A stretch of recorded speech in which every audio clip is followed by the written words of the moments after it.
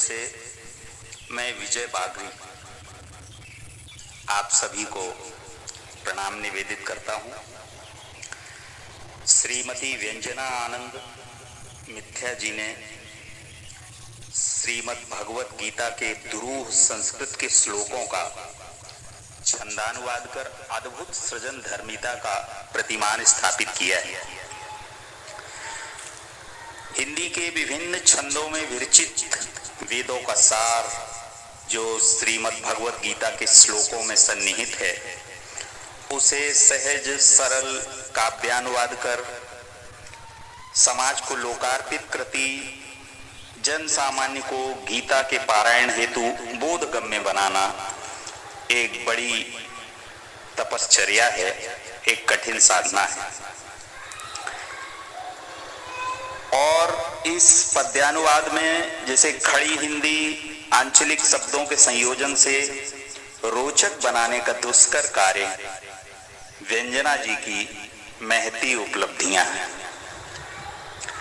उनके इस कार्य की न केवल सराहना की जानी चाहिए, वरन गीता ज्ञान दर्शन के गूढ़ तत्वों को आत्मसात कर इसे जन जन तक पहुंचाना भी चाहिए। इसका मधुर स्वर में जो ऑडियो स्वरबद्ध किया जा रहा है वह अत्यंत प्रशंसनीय अभिवंदनीय प्रयास है। मैं इसकी भूरी भूरी सराहना करते हुए इस प्रकल्प की सफलता की मंगल कामना करता हूं और साथ ही व्यंजना जी को साधुवाद ज्ञापित करता हूं। धन्यवाद। जय श्री कृष्ण।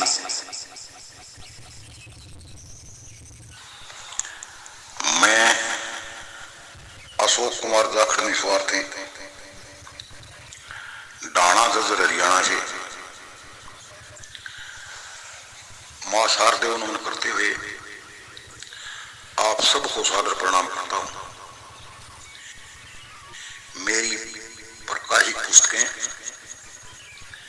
योग दर्पण, धारा 370, जम्मू कश्मीर, शहीद भगत सिंह, सर छोटू राम 4 है। 5वां अष्टावक्र गीता प्रकाशन आदि है। मैंने श्रीमद् भागवत गीता को भी पदानुवाद किया है और अन्य 6 पुस्तकें भी लिखी हैं।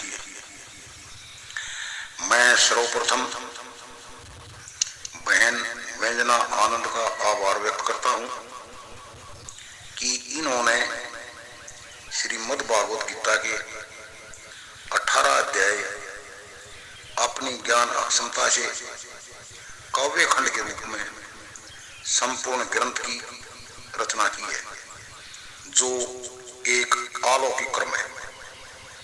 बहन व्यंजना आनंद ने यह सिद्ध करके समाज के सामने प्रमाण प्रस्तुत किया है कि जब हौसला बुलंद है तो कोई भी बाधा रुकावट नहीं डाल सकती।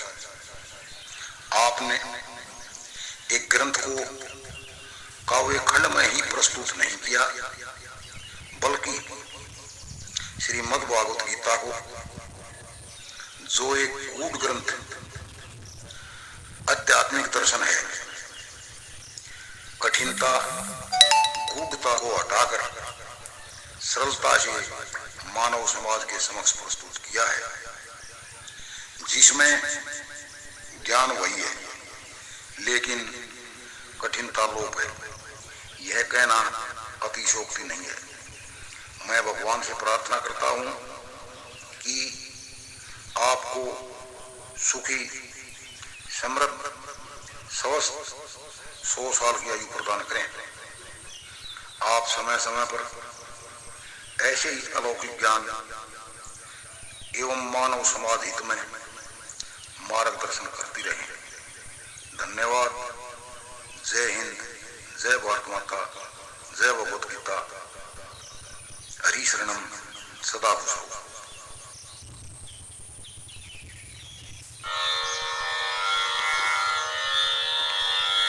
सादर प्रणाम।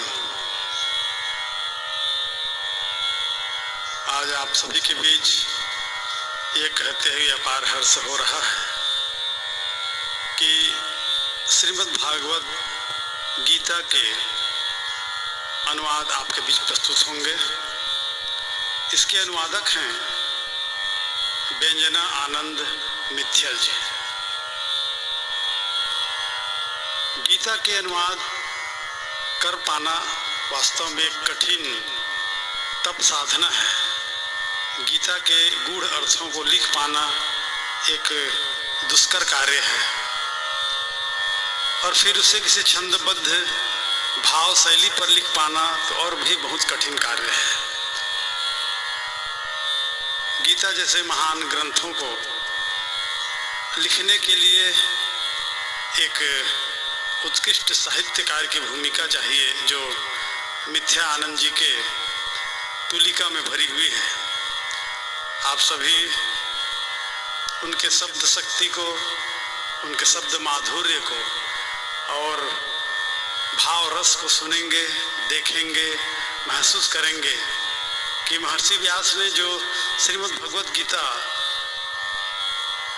हम भारतीयों के लिए, हम जीवों के लिए जो उपलब्ध कराई है।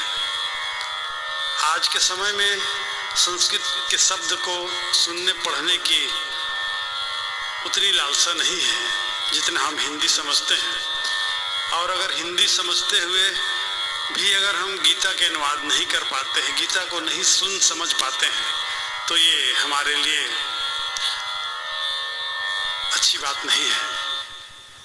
मैं समझता हूँ कि श्रीमद् भगवत गीता के इस अनुवाद पर हम सभी अपने ध्यान देंगे और उसके जो अनमोल जो उपदेश हैं उसे हृदयंगम करते हुए जीवन को सार्थक करेंगे। जय श्री राधे, जय श्री कृष्णा। सभी आदरणीय सुधीजनों को सादर नमन एवं हमारे जीवन में प्रत्येक कदम पर प्रकाश पुंज उत्पन्न करने वाले उस गुरु को कोटिशः नमन, क्योंकि गुरु एक सागर के समान होता है। हम शिष्य एक बूंद की तरह, या फिर यह कह लीजिए कि हम जितना भी जल सागर से ले ले, सागर कभी कम नहीं होता। ऐसे गुरु आदरणीय श्रद्धेय हमारे विजय बागुरी जी को कोटि कोटि नमन, जिन्होंने सदैव मार्गदर्शन कर लेखनी को मजबूत बनाने की भूमिका निभाई है। तत्पश्चात मैं हमारे अग्रज आदरणीय प्रेरणा स्रोत हिंदी साहित्य में पटल पर सदैव गुरु की भूमिका निभाने वाले आदरणीय श्री रामनाथ साहू ननकी जी को हृदय से धन्यवाद ज्ञापन करती हूँ, क्योंकि इनकी प्रेरणा ने ही मुझे इस राह पर आगे बढ़ने को सदा प्रेरित किया।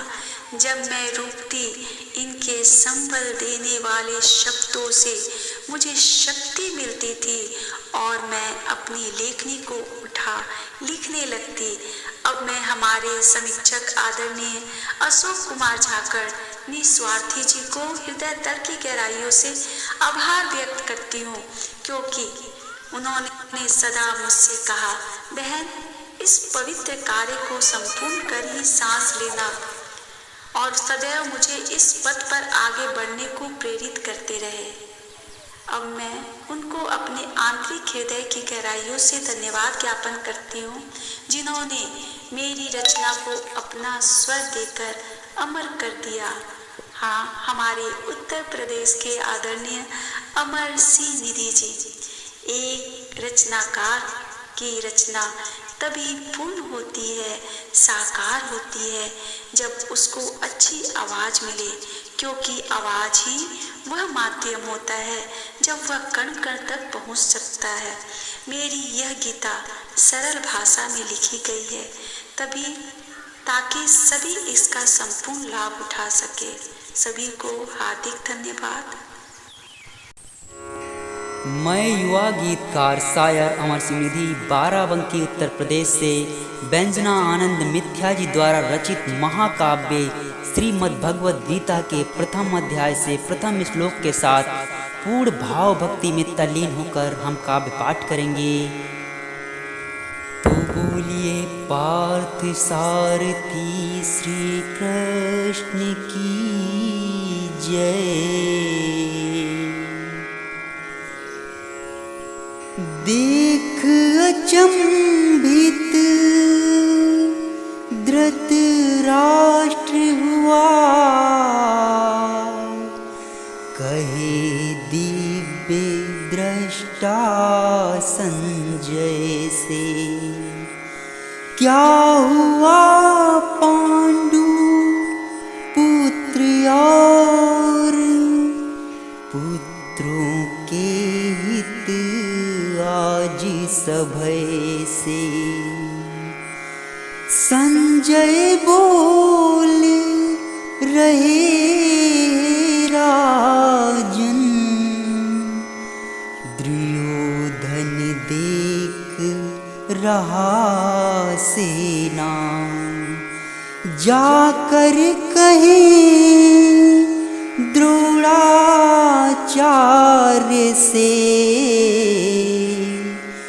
गढ़े व्यूये रचना देना। गुरुवर श्रेष्ठ शेष द्रुपद पुत्र, एक विशाल काय सेना रची। देख व्यूह रचना चिंतित हुए, उनके चैन तनिक भी ना बची। सामने उपस्थित सम्मुख है, सेना सहित अर्जुन युयुधान। राजा विराटवा राजा द्रुपद,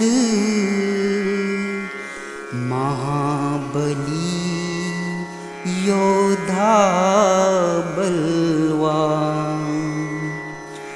और खड़े दिखते सैनिक गढ़, दुष्ट केतु राजा चेकिता। कुंती भोज है श्रेष्ठ सयोगढ़, पुरजित काशी राज बलवान। पुरजित काशी राज बलवान। यदि आपको हमारा वीडियो एवं हमारी प्रस्तुति पसंद आई हो तो हमारे चैनल को सब्सक्राइब करना न भूलें तथा हमारे वीडियो को जन जन तक पहुंचाने का नेक कर्म करें तथा बेल आइकन को प्रेस कर बोले पार्थ सारथी श्री कृष्ण की जय।